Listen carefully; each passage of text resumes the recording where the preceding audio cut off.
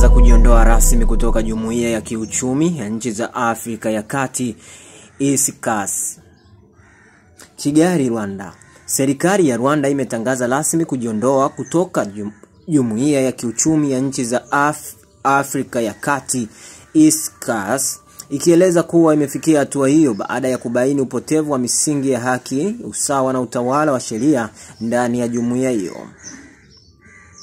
Tangazo hilo limetolewa kupitia taarifa rasmi ya Wizara ya Mambo ya Nje ya Rwanda, ambayo imeeleza kwa kina sababu zilizopelekea uamuzi huo mzito wa kidiplomasia.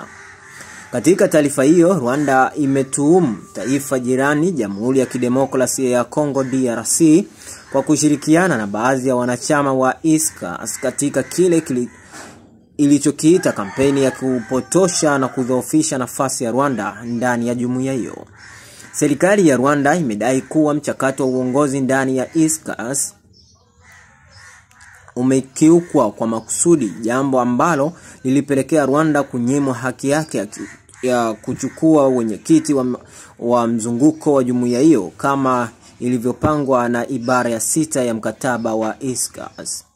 Kukataliwa kwa wenyekiti na kutengwa kwa Rwanda, kwa mjibu wa taarifa ya Wizara ya Mambo ya Nje, hatua ya kumtenga mwakilishi wa Rwanda na kuidhoofisha nafasi yake katika mkutano wa 22 wa kawaida wa EACOS uliofanyika mwaka 2023 ilikuwa kielelezo cha wazi cha upotevu wa msingi ya ushirikiano wa jumuiya hiyo. Katika mazingira ambapo ushirikiano wa kweli unapaswa kujengwa juu ya misingi ya kuheshimiana, haki, usawa na utawala wa sheria, Rwanda haiwezi kuendelea kuwa sehemu ya taasisi inayotumiwa kama chombo cha kupotosha na kuendeleza ajenda ya baadhi ya wanachama dhidi ya maslahi ya nchi yetu, ilieleza sehemu ya taarifa hiyo. Malalamiko dhidi ya DRC. Serikali ya Rwanda imelaumu vikali DRC kwa kile ilichokiita jukumu la kuanzisha na kushinikiza upotoshaji wa Rwanda ndani ya EACOS.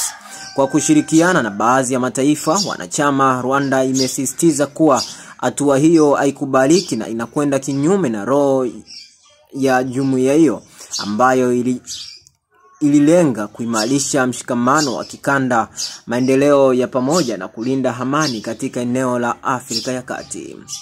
Hatua ya kujiondoa mchakato na hatua za baadaye.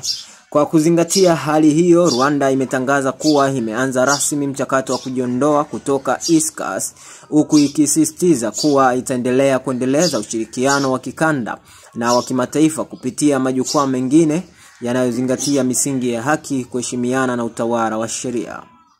Serikali imewakilisha wananchi wake pamoja na washirika wa mataifa kwamba uamuzi huu hautavunja dhamira ya Rwanda ya kushiriki kikamilifu katika juhudi za kulinda amani, maendeleo endelevu na ushirikiano wa Afrika kwa ujumla.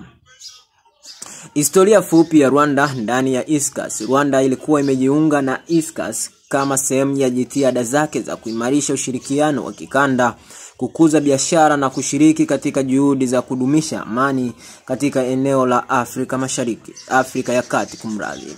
Hata hivyo, kwa miaka ya hivi karibuni, uhusiano kati ya Rwanda na baadhi ya wanachama wa EACOS, hususan DRC, umekuwa ukitokota kutokana na tofauti za kisiasa na kiusalama zinazohusiana na mzozo wa mashariki mwa DRC na tuhuma mbalimbali zidi ya kila upande. Hatua ya Rwanda kujiondoa kutoka EACOS ni uamuzi wa kihistoria unaotarajiwa kuwa na athari kwa mahusiano ya kisiasa na kiuchumi katika ukanda huo. Ni ishara ya changamoto kubwa zinazoikumba ushirikiano wa kikanda barani Afrika, ambapo maslahi ya kisiasa na migogoro baina ya wanachama mara nyingi huzuia maendeleo ya kweli na mshikamano wa muda mrefu. Wakati Rwanda ikiendelea na safari yake ya kidiplomasia nje ya EACOS, macho ya Afrika na dunia kwa ujumla yatakuwa yakifuatilia kwa karibu jinsi mchakato huu utakavyoathiri si tu uhusiano wa Rwanda na wanachama wa EACOS, bali pia sura pana ya ushirikiano wa kikanda katika Afrika ya Kati.